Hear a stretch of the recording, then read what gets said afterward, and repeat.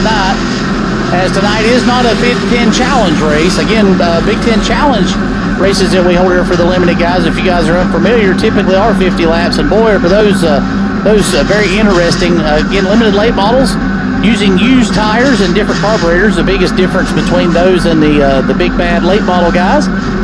Wheel and safety lights extinguished atop the Paramount Kia Soul Pace car. Daniel Wilt, Jordan McGregor lead them into the green flag. Green flag out, and we're live at 5 right here at Hickory. Daniel Wilk with a great restart. Watch him come off of turn number 2. Clear Jordan McGregor and Chase James. Jordan McGregor getting shoveled to the outside. The 65 of Josh Goebel will capitalize. They come through turns 3 and 4. Daniel Wilk will lead lap number 1 at Hickory. Daniel Wilk able to hold off Crazy Train for the time being. Chase James looking down to the inside. They go back down to turn 3. Not able to make anything happen as he washes up the racetrack just a little bit. Again, that absorbent still on the racing surface over there. Looks to be everything dry over there on that side, but again, could affect visibility. Probably the biggest thing at this junction in the race with the sun setting down right over here behind the racetrack. Lap number 3 getting ready to go on the board. Daniel Wilk holding steadfast to the outside. Here comes Josh Goebel able to take over P3 from Jordan McGregor. It's been interesting to see Josh Goebel this season as he stepped up again running super trucks with us almost all of the 2022 race season. Stepping up to limited late models this year with his new sponsor, Black Bear Racing Transmissions. Also the title sponsor of the Super Truck Series right here at Hickory. Yeah, Kel, something about watching races here at Hickory is a lot of times we see familiar faces, but when we come back, they're in different places, and you have that with Josh Goebel and guys like, a Bryson Ruff or a Michael Bumgarner who's climbed their way up through the ranks, and they're making names for themselves here at Hickory Motor Speedway. Josh Goebel's doing a great job doing that here in the limited late model series this year, and we've seen him on the podium several times. He's a great driver, and he's got a lot of drive in that Toyota. As all 5, 6, 7, 8, 9 cars come through the turn 4, back down in the turns 1 and 2. Fight right now really for P4 as Zach Wells trying to put the pressure on the 30 to go back down to 3 and 4. That's Chevrolet versus Ford battle. Boy, that's something we've been calling for decades here at Hickory Motor Speedway. GM versus Ford. Throwing a Toyota in the mix up there in P3. Again, Josh Goebel running the Toyota Camry TRD this season. Exit turn number 4. 9 laps on the board. As everybody kind of settling in. Daniel Wilk trying to see if he can go out there and just put up some great pace laps. His fastest lap just a few laps ago.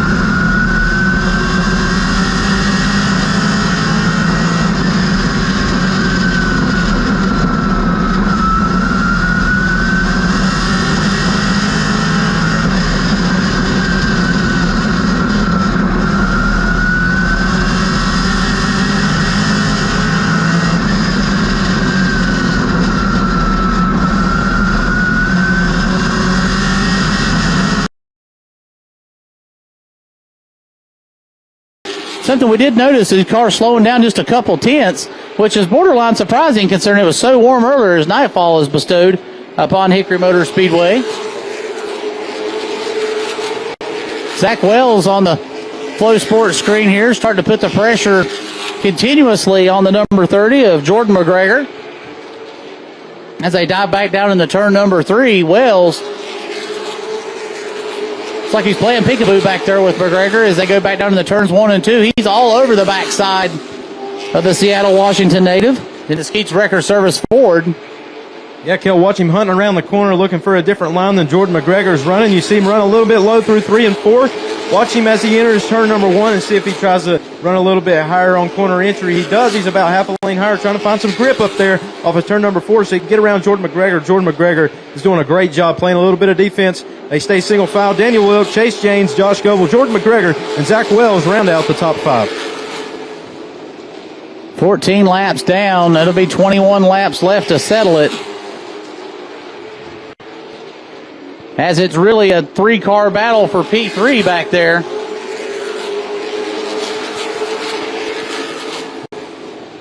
Josh Goble in the final podium spot at the moment, with McGregor closely in tow. Only about 2 car lengths separate those 2 competitors. And as you spoke about a minute ago, very interesting to see the 2 differences. Both cars almost identical racing lines in 1 and 2. But something for the fans at home, both sides of the racetrack are banked differently. 14 degrees in turns 1 and 2, only 12 degrees over here on the lower side in 3 and 4. And you can see 2 different ways of entry and exit by both of those competitors, really on both sides of the racetrack. Yeah, Kel, you wouldn't really think it would make that much of a difference, but every little degree that you have in this racetrack is going to make that much difference and affect how you run your racing line, where you're at on the racetrack. So that, I mean, it has more of a difference than you think. Here comes McGregor trying to press the issue, looking to the inside. Goble still able to come off like a bolt out of 2, and really, I would say at corner exit looks like where he has McGregor beat as he's able to pull out on him. McGregor pulls up alongside, but look at the 65 come out of turn 2. Slightly pull away as they go back down into 3 and 4 again. Yeah, Josh Goble's going to go from offense to defense. He's going to try to defend Jordan McGregor, who is on the move behind him. Jordan McGregor in the 4th position, looking for 3rd from Josh Goble, and then Zach Wells sitting right behind him in 5th, waiting for something to happen. Zach Wells couldn't quite capitalize on Jordan McGregor. Now Jordan McGregor moves up and look to make a move on the little bit half a lane lower than Josh Goble as he come off of turn number 4. 14 laps remain. Now he's able to pull up alongside of the quarter panel. Goble gives him room, tries to pinch him down on the racetrack just a little bit. McGregor trying to fight back for that P3 spot that he lost several laps ago. Half a line the difference, give the position to McGregor that time by as he go down the bottom now, trying to bring the 66 as Zach Wells with him as they exit turn 2.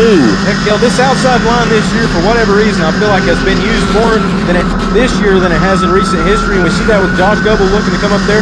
Now, he can get himself caught in some trouble. We see Zach Wells coming up on the inside. If you get yourself caught on the outside, you can use that to your advantage. But if you get caught on the outside like he just did right there, that's going to allow a guy like Zach Wells to get underneath him and get around him, battle for P4, and maybe he's going to be able to shuffle back in 5th, but he just lost 2 spots, and that's when you got to use the outside either to your advantage or it can hurt you.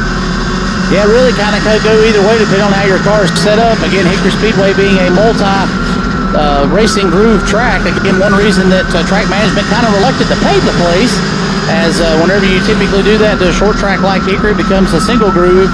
As now we see the 97 of Billy Jack Lester way off the pace over here in turns 1 and 2, and hopefully he can make it back around as he is struggling as he comes across the back straight. It looks like he's not going to be any trouble for the leaders as they Daniel Wood looks like he'll overtake him coming into 3 and 4 again. Look at Billy Jack Lester. He slowed through 3 and 4 to try to get that car down on a pit lane. Struggling, but able to do it. As you see in your screen, Daniel Wilk now putting the number 98 of Billy Smith a lap down.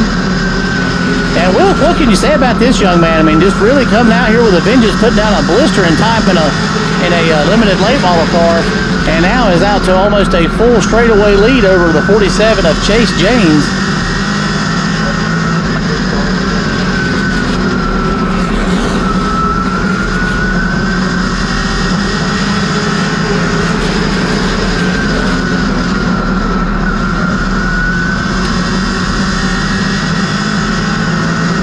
you see Daniel Wilk on your screen as the laps continue to wind down. Now 5 laps being shown by flagman Scott Herman atop the Garner Group flag stand.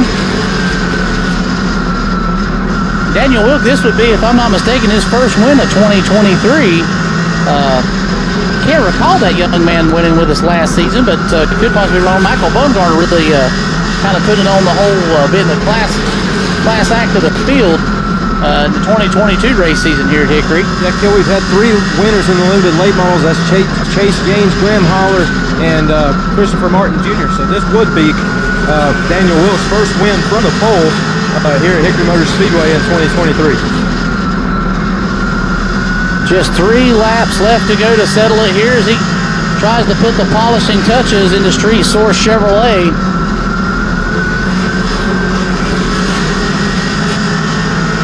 Double popsicle sticks being flown out here by flagman Scott Herman as Wilk comes out of turn number 4. Just trying to keep his nose clean. White flag is out. 1 lap left to go, presented by the Garner Group here at Hickory Speedway.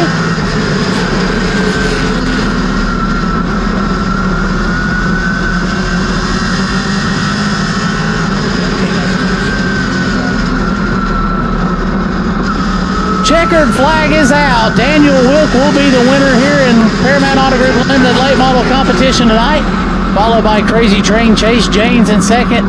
Jordan McGregor brings up third, Zach Wells fourth, and Josh Goebel round out your top 5 finishers. Graham Holler in sixth. The number 1 of DJ Krantz. Congratulations to that young man, again 12 years of age, coming in home 7th.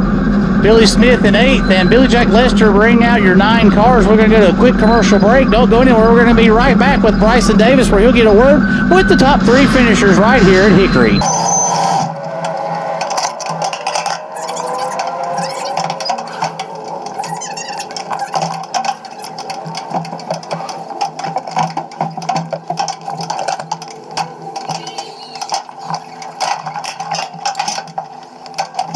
Back at Hickory Motor Speedway, where Jordan McGregor finishes third. We'll wait for him to climb out of his race car, and we'll come over here and get a word with him. Picking up a podium finish and a hard-fought race for Jordan McGregor. Jordan, you're picking up a podium finish tonight. What does it mean to get a third-place finish and a solid run here at Hickory?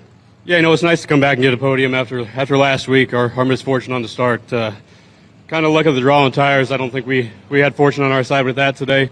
Took everything it would give us to finish third. We really were chasing our tail all day, and we were a mess until Mark from Purposeville Chassis got here and helped us make the right adjustments to salvage a good day. Congrats on a podium finish. Thank you. Appreciate it.